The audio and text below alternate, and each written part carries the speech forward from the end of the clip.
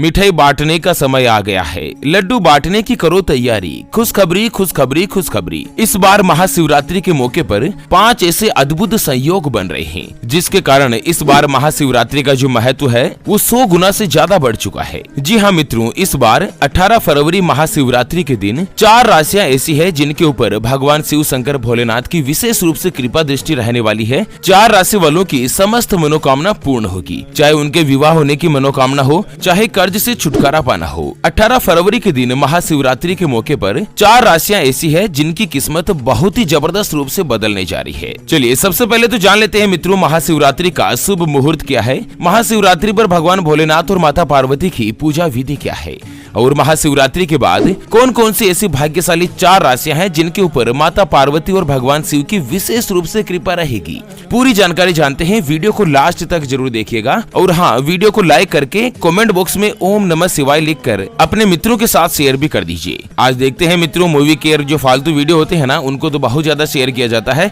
सनातन हिंदू धर्म की जानकारी का जो अपडेट वीडियो है, कौन कौन इसको शेयर करता है आज देखा जाएगा। चलिए सबसे पहले जान लेते हैं महाशिवरात्रि पर पूजा का शुभ मुहूर्त क्या है। दोस्तों, हर साल फाल्गुन महीने के कृष्ण पक्ष की चतुर्दशी तिथि को महाशिवरात्रि का त्योहार मनाया जाता है, और इस बार महाशिवरात्रि 18 फरवरी के दिन पड़ रही है। और बात करते हैं महाशिवरात्रि के शुभ मुहूर्त की, तो चतुर्दशी के दिन यानी कि 18 फरवरी को रात को 8:03 से शुभ मुहूर्त शुरू हो रहा है, जो कि 19 फरवरी को शाम को 4:19 तक रहेगा। और वैसे स्पेशली महाशिवरात्रि की जो पूजा है वो निशिता काल में की जाती है। 4 अलग अलग प्रहर में चारों प्रहर की अलग अलग पूजा भी होती है।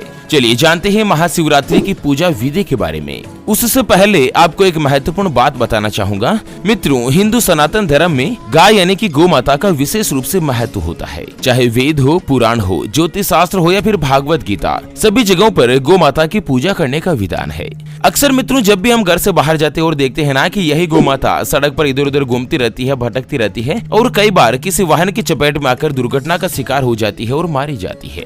उसके अलावा कई बार यही गौ माता खाने की तलाश में इधर उधर घूमती है, भटकती है, कभी किसी मकान के बाहर तो कभी किसी दुकान के बाहर। जब खाने के लिए कुछ भी नजर नहीं आता तो सड़क पर इनको जो भी नजर आता है, जैसे प्लास्टिक थैलियां, जूते, चप्पल, कपड़े, पॉलीथीन, पत्तल धोने, डिस्पोजल या कचरे का ढेर, यहाँ कहीं भी गौ माता जो भी नजर आता है उसको खाकर अपना पेट भर लेती है, और धीरे धीरे ये सभी गौ माता के पेट में जमा हो जाता है, और कुछ ही दिन बाद पेट खराब हो जाता है और बड़ी ही बेरहमी के साथ गौ माता तड़प तड़प कर मारी जाती है।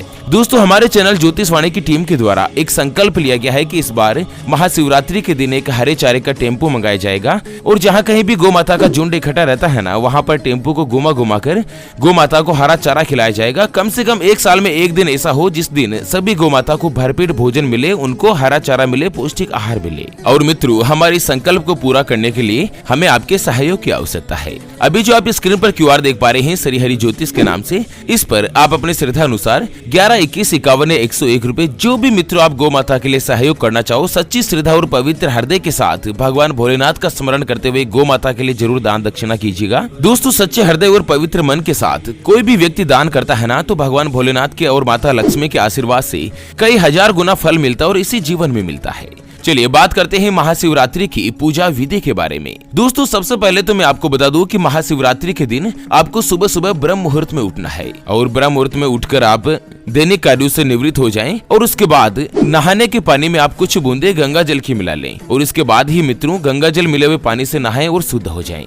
इसके बाद मन में महाशिवरात्रि की पूजा करने का, या अगर आप व्रत उपवास करना चाहते हैं तो उसका संकल्प लें। सूर्योदय के समय भगवान सूर्यदेव को अर्घ्य दें, और उसके बाद ओम नमः शिवाय का जाप करें। और इसके बाद आपको जिस किसी भी मंदिर में पूजा करने के लिए जाना है, या मंदिर आसपास नहीं है तो आप घर पर ही पूजा कर रहे हैं, तो पूजा स्थान की एक बार साफ सफाई जरूर कर लीजिए। और एक चीज आपके जान लेना बहुत ही जरूरी होगा कि मित्रों, महाशिवरात्रि पर भगवान भोलेनाथ और माता पार्वती की जो पूजा होती है ना, वो बिना खाना खाए करनी होती है। अगर आप व्रत रखते हैं तो बहुत ही अच्छी बात है, पूजा करने के बाद ही आप फलाहार वगैरह ले सकते हैं।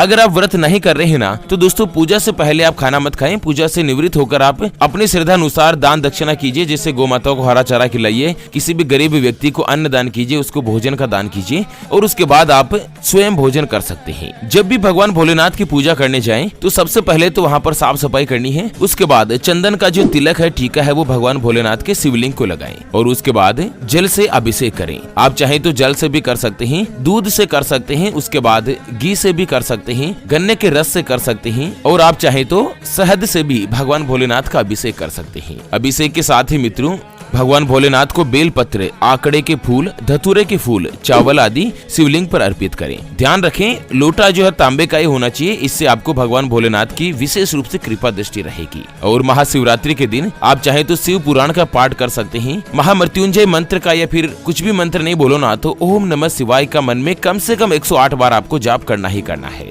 चलिए ये तो हो गई पूजा विधि। अब जान लेते हैं मित्रों महाशिवरात्रि के बाद ऐसी कौन कौन सी राशियां हैं जिनके ऊपर भगवान शिव और माता पार्वती की विशेष रूप से कृपा रहने वाली है। चलिए सबसे पहले नंबर पर बात करते हैं कर्क राशि के बारे में। जी हाँ मित्रों, जिनके नाम का पहला अक्षर ही, हु, हे, हो, डा, डी, डू, डे और डो से शुरू होता है, उनकी कर्क राशि होती है। और इस बार महाशिवरात्रि के बाद कर्क राशि वालों पर भगवान शिव की विशेष रूप से कृपा होगी। दोस्तों कर्क राशि के जो आराध्य देव है ना वो खुद भगवान शिव माने जाते हैं। और इस बार महाशिवरात्रि के मौके पर 5 ऐसे अद्भुत संयोग बन रहे हैं। सबसे पहला संयोग तो यह है कि त्रिग्रही योग बन रहा है। त्रिग्रही मतलब एक ही राशि में 3 अलग अलग ग्रह एक साथ मौजूद है। जैसे कुंभ राशि में शनि भगवान पहले मौजूद है, शनि की 7.5 चल रही है। 13 फरवरी के दिन भगवान सूर्य देव ने भी कुंभ राशि में प्रवेश किया था और उसके बाद अभी चंद्र देव भी कुंभ राशि में ही विराजमान है। तो उसका प्रभाव भी त्रिग्रही योग जो पड़ रहा है ना, उसका प्रभाव 4 राशियों पर बनने जा रहा है।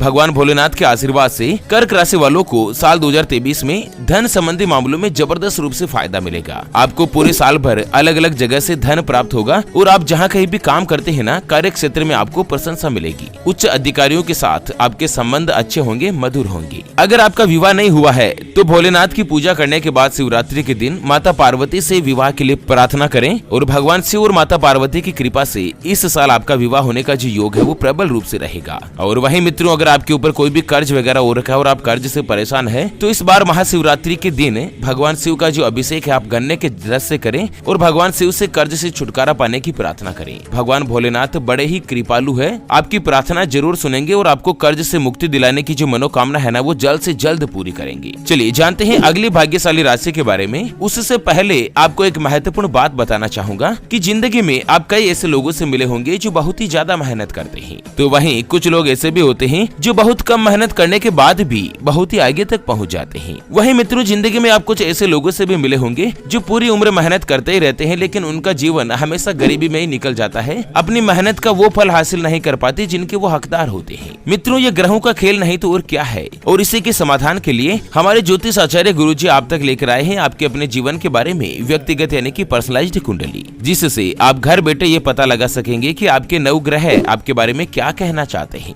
कौन सा ग्रह आपके लिए कमजोर भाव में है और उसको मजबूत करने के लिए उपाय क्या है, क्या आपकी कुंडली यानी कि किस्मत में कोई दोष तो नहीं, अगर दोष है तो वो क्या है और उसका समाधान क्या है, उसके बारे में कंप्लीट जानकारी हमारे गुरुजी आपको कुंडली रिपोर्ट में बताने जा रहे हैं, जिसको अभी जो आप स्क्रीन पर नंबर देख पा रहे हैं उसके ऊपर व्हाट्सएप पर संपर्क करके आप हमारे ज्योतिष आचार्य गुरुजी से बात कर सकते हैं और अपनी कुंडली के बारे में जान सकते हैं। और हाँ मित्रों कुंडली बनवाना या कुंडली देखना फ्री नहीं होगा, इसके लिए 251 रुपए की दक्षिणा रहेगी। अगर आपकी कोई भी समस्या है जिसका आप समाधान चाहते हैं, जैसे कि आपके ऊपर कर्ज हो चुका है जिसको आप चुका नहीं पा रहे हैं, घर में हमेशा धन की कमी बनी रहती है, आर्थिक स्थिति बहुत ही खराब चल रही है, आपका विवाह का योग नहीं बन रहा है, बहुत जगहों पर आप रिश्ता देखने के लिए जाते हैं, खर्चा भी करते हैं, समय भी निकालते हैं, लेकिन किसी भी रिश्ते वाले का कोई भी जवाब नहीं मिल पाता, आपके परिवार के सदस्यों में आपस में बनती नहीं है या पति पत्नी के बीच लगातार लड़ाई झगड़ा बना रहता है, आपको संतान का सुख नहीं मिल रहा है या बच्चा लगातार सरकारी नौकरी या अच्छी नौकरी की तैयारी कर रहा है लेकिन उसको नौकरी मिल नहीं पा रही है। अगर कुछ भी समस्या है जिसका समाधान चाहते हैं तो दिए गए नंबर पर व्हाट्सएप पर संपर्क करके आप हमारे गुरुजी से बात कर सकते हैं और अपनी कुंडली के बारे में जान सकते हैं। चलिए जानते हैं अगली भाग्यशाली राशि के बारे में, तो वो आती है वृषभ राशि।